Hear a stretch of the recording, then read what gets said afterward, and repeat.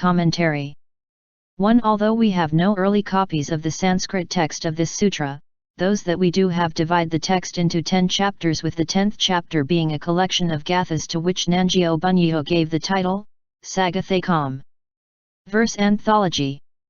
The same 10-chapter division was also used by Shikshananda but not by Bodhiruchi, who divided his translation into 18 chapters, and not by Gunabhadra, who divided his translation, minus this first chapter, the Dharani and the Sagathakam, into 4 parts, all with the title, The Heart of the Teaching of Buddhas. The further division into sections was the work of subsequent commentators, and a number of variations exist. Rather than introduce a new set of section divisions, and in order to make comparisons easier, I have followed those of Suzuki, whose sections were based on those of the Japanese monk, Kokken-Chiren, 1278-1346. However, I have combined chapters 4 through 8 into a single chapter, and, unlike Suzuki, I have numbered verses separately for each section rather than for each chapter. 2. Chapter 1. In this first chapter, as the Buddha reappears from the palace of the serpent-king, Ravana asks for instruction about dharmas, the constituents of reality as perceived and understood by those who divide the world or their own awareness into parts, and non-dharmas, the creations of our imagination. The Buddha responds with the manifestation of a funhouse of illusion, a monumental smile and light, and finally a few words to point Ravana past dharmas and non-dharmas back to his own undifferentiated and undifferentiating mind. 3. As in other Buddhist sutras, the presumed speaker is Ananda, the Buddha's cousin and personal attendant, whose unfailing memory formed the basis for the initial compilation of Shakyamuni's sermons at the First Council, held in 383 BC shortly after the Buddha's nirvana. 4. Lanka refers to the island of Sri Lanka, Holy Lanka. 5. Maha means great, and Mati, from the root man, means mind. Thus, Mahamati means great-minded or wise, and the term was applied to those noted for their wisdom. Thus, Mahamati represents all those who cultivate wisdom. Mahamati is also the name for the planet Jupiter. The appellation Mahasattva was applied to lions and also to human heroes who shared the fearlessness of lions. It is usually translated as great being, but fearless comes closer. In the interests of simplicity, I have decided to omit Mahasattva from its subsequent appearances, but readers can assume its presence after most instances of the word bodhisattva. 6. The Sanskrit is Svasiddhidrishyi, perceptions of one's own mind. This is one of the 2 main threads that runs through this sutra, the other being variations of Pradhyatmagati, personal realization. 7. Among the concepts used in this sutra to explain how the mind works and how we, perceive reality are the 5 dharmas, appearance, name, projection, correct knowledge, and suchness, the 3 modes of reality, imagined, dependent, and perfected, the 8 forms of consciousness, 1 for each of the 6 senses, the 6th being conceptual consciousness, a 7th for self-identity and reasoning, and an 8th for storing and distributing the seeds from the habit energy left behind by the operations of the 6th and 7th forms of consciousness, and 2 kinds of no-self, the denial of self-existence concerning animate and inanimate objects. For the last phrase, and I have followed Gunabhadra's Chinese translation up to the end of this paragraph, the Sanskrit has Nairitmaya Advaya, non-self and non-duality. For the relationships among these various concepts, see sections Lsksit and Lskiv. 8. With this paragraph, extant Sanskrit texts and the Chinese translations of Bodhiruchi and Shikshananda begin a chapter-long account of the Buddha's discourse to Ravana, the ruler of Lanka and chief of the yakshas who inhabited this island. None of this appears in Gunabhadra's translation. But rather than place it in an appendix, I've decided it fits better here, especially as it serves to introduce the teaching that follows. Although my translation of the rest of this chapter is based for the most part on the Sanskrit, I have sometimes chosen to follow the Chinese of Bodhiruchi and or Shikshananda. In cases where such a choice results in a significantly different reading, I have mentioned this in my notes. 9. The Sanskrit for serpent-king is Naga Raja. In ancient India, as in other early civilizations, serpents were viewed as guardians of knowledge, and Buddha knowledge, or arya. Jnana is the goal of the practice taught in this sutra. Sagara was one of 8 serpent kings who acted as protectors of the Dharma in ancient India. His residence was at the bottom of the ocean, and there are 2 sutras in the Tripitaka addressed to him, Taisho 598 and 599, the first of which was extant as early as AD 300. 10 Chakra is chief among gods. Brahma is creator of the universe. 11 Malaya is a not-so-veiled reference to the 8th form of consciousness, or alaya vijnana.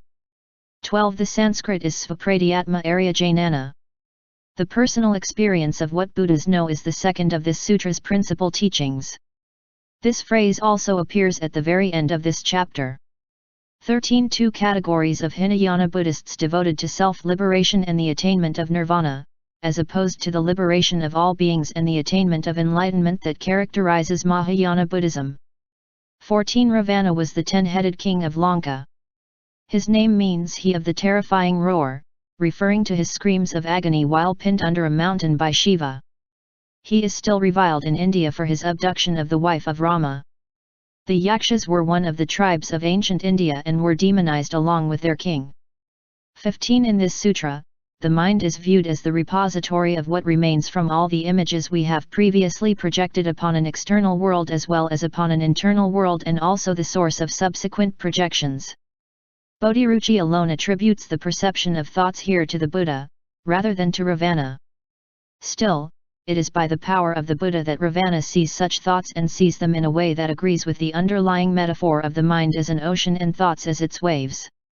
16 The clockwise circumambulation of a holy person or place was an ancient way of showing respect in India. 17 Vaidurya, aquamarine, a blue form of beryl.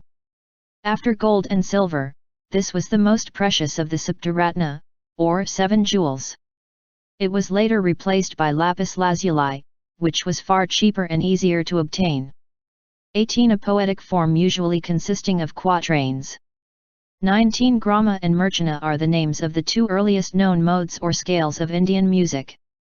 The Sanskrit text includes the names of 6 of their 7 keys: Saharsha, Rishava, Gandhara, Dhavata, Nishada, and Madhyama.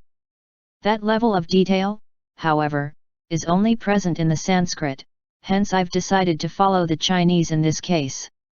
20 A raga played in the morning in praise of deities. 21 A poetic form of 12-syllable lines consisting of 4 identical 3-syllable feet. However, the Sanskrit text of the Gathas that follow is no longer in the Totaka meter, assuming it was originally. 22 Celestial females known for their beauty and grace and also their skill as dancers. 23 Counselors of Ravana who once disguised themselves as monkeys to spy on Rama.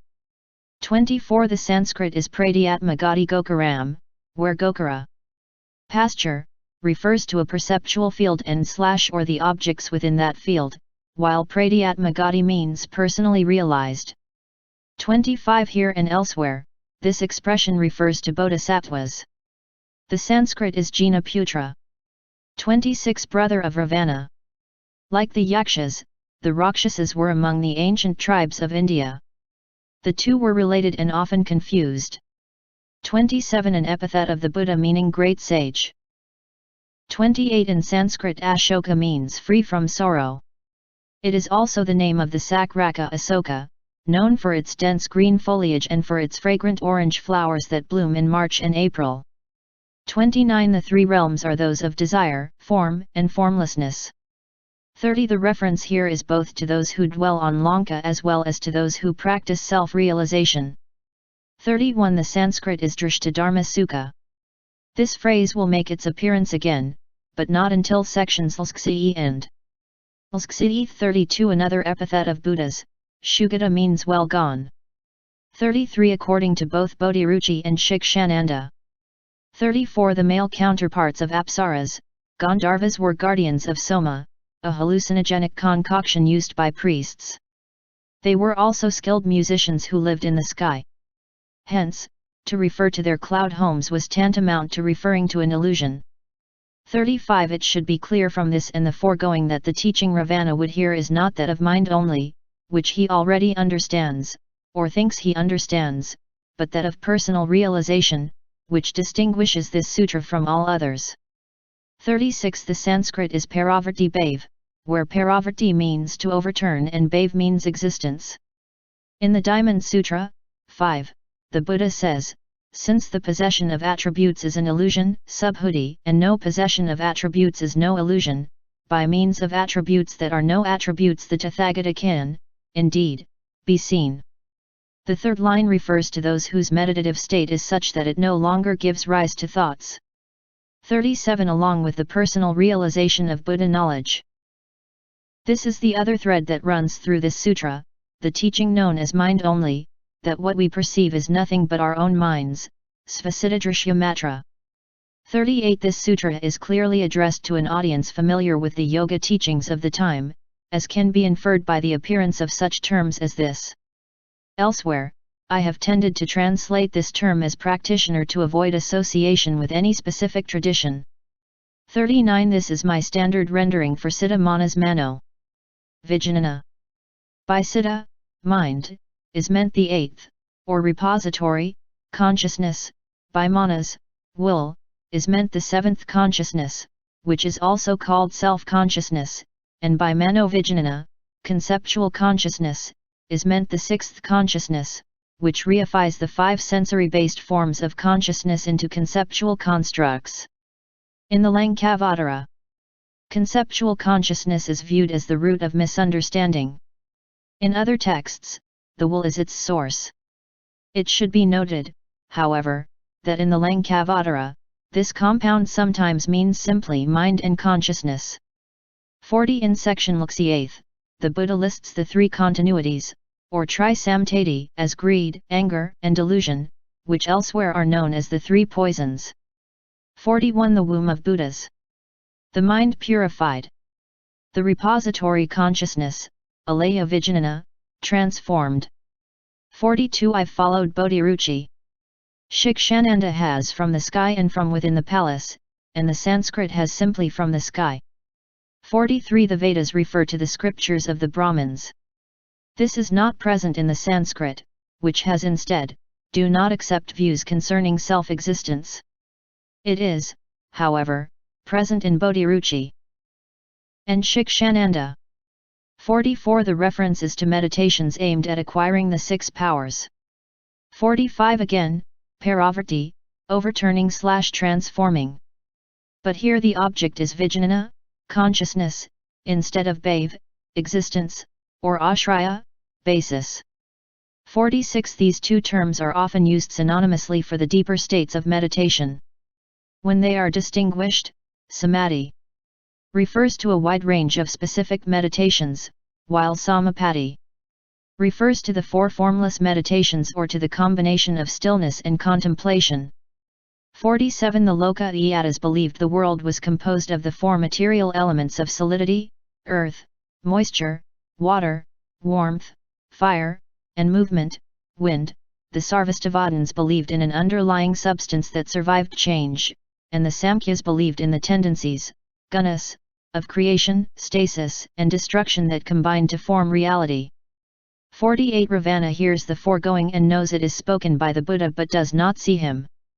49 The Sanskrit is Anutpadaka Dharma K Shanti. The attainment of this realization that nothing has arisen, now arises, or will arise marks the eighth and essentially final stage of the Bodhisattva path, as the ninth and 10th stages are where Tathagatas dwell. While the Sanskrit specifies that Ravana had already attained such a realization, both Bodhiruchi and Shikshananda have variations of would soon attain. However, in the following pages, the Buddha describes Ravana's future ascent from the unshakable, 8th, stage to the Dharma cloud or Tathagata, 10th, stage. Hence, it would seem reasonable that he had already reached the 8th stage. 50 The bodies of Buddhas are said to be marked by 32 attributes, such as long arms and ear lobes, a curl in the middle of the forehead, a swastika in the middle of the chest, etc. 51 This ancient symbol of unknown origin is also referred to as a Shrivatsa. It often appears as a white curl in the middle of the chest of a Buddha or one of the Hindu gods, such as Vishnu. 52. A similar display of light coming from the Buddha's body occurred prior to his ascension to the Triantransha heaven to teach his mother the Abhidharma. Added to this display, the Buddha's smile distinguishes this teaching with one of the hallmarks of Zen. 53. The four guardians are protectors of the Dharma. Their statues line the entryway to most Buddhist monasteries in East Asia. 54. Mount Sumeru, or Mount Meru, occupies the center of the Buddhist universe. This is not an idle comparison. According to early Hindu legends, Sumeru's summit was blown off and fell into the sea to form the island of Lanka. 55. The traditional genesis of Zen goes back to the day when the Buddha held up a flower, and Kashyapa smiled. Here, though, the Buddha smiles. 56. The Sanskrit is prashnadvayam parishtavan, to ask a pair of questions. From what follows, we can see that these refer to dharmas and non-dharmas, adharma, both of which, as the Buddha explains below, are projections or fabrications and should be abandoned. 57. To this, the Sanskrit adds, for he wants to know how they differ, how they are constituted, and what they determine. 58. These are the 8th, 9th, and 10th bhumis, or stages, of the Bodhisattva path, the Akala, Sadhumati, and Dharma. Meghabhumi. In addition, the Lankavatara also mentions a Tathagata bhumi, or Tathagata stage. Some commentators think this is meant as an 11th stage. I suggest it is simply another name for the 10th stage. 59. The remaining lines of this paragraph and the entirety of the next are absent in Shikshananda and are not clear in the Sanskrit. I have followed Bodhiruchi. 60. Kinnaras were half human and half horse, while Mahoragas were serpents. 61. The tala, or palmyra palm, grows to heights of more than 60 feet. In ancient India, its fan-shaped leaves supplied early Buddhists with the material on which their scriptures were first written. 62. This reminds me of Groundhog Day. Ravana has asked before, and the Buddhas of the past have explained that all dharmas are fictions, be they dharmas or non-dharmas. And apparently he will be asking about this in the future. 63. Both Bodhiruchi and Shikshananda have Kenpen Julai, primordial Buddhas, a term unique to this sutra. Elsewhere, this sutra presents an early version of the three bodies of every Buddha, the body in which a Buddha appears to others, the body in which a Buddha attains and enjoys the bliss of realization, and a Buddha's real body, which is the teaching or, as this sutra would have it, the knowledge of this teaching. Instead of primordial Buddhas, Suzuki has Tathagatas of silence, which apparently stems from reading the Sanskrit mana, silent, instead of mala, ancient. 64. The Buddha says this in chapter 7 of the Diamond Sutra, among other places. 65. In its undifferentiated state, the repository consciousness, or alaya vijnana, is known as the Tathagata Garbha, or womb of Buddhas. The former represents the defiled mind, the latter the mind purified. For Buddhas, they are one and the same. For the rest of us, they are different. 66. The Sanskrit is Kisha Undaka, or what we call floaters, which are visible when the eyes are closed. This is one of the Buddha's standard similes for our misperception of what is real. 67. Before proceeding, the Buddha establishes the non-difference between dharmas and non-dharmas. Although this doesn't seem important, it will become so as non-dharmas turn out to have the same characteristics as dharmas, and dharmas are thus no more real than non-dharmas. 68. The Sanskrit is arya jnana, where arya refers to the noble ones, namely, Buddhas. 69. Dharmas and non-dharmas are likened here to the flames, among which any distinction must be arbitrary and not based on anything real. 70. As with flames, distinctions of an object's development are likewise arbitrary. Everything is in constant flux in time, just as everything is indivisible in space. 71. Matrices of Abhidharma categories such as these were used in early Buddhism for analysis of awareness according to variations of the basic internal-external, nama-rupa, division. The skandhas include form, external, sensation, perception, memory, and consciousness, internal. The ayatanas included the 5 powers of sensation, external, and their respective domains, external, along with the 6th power of the mind and its domain of thought, internal. The Buddhists added the 6 forms of consciousness, internal, that arise from the conjunction of the 12 ayatanas. 72 That is, they possess no characteristics themselves. 73 Dharmas aren't the problem. The problem is attachment to the distinctions on which dharmas are based. In this chapter, dharmas and non-dharmas are treated as equivalent to what in subsequent chapters are name and appearance, the first 2 of the 5 dharmas, which are the objects of projection.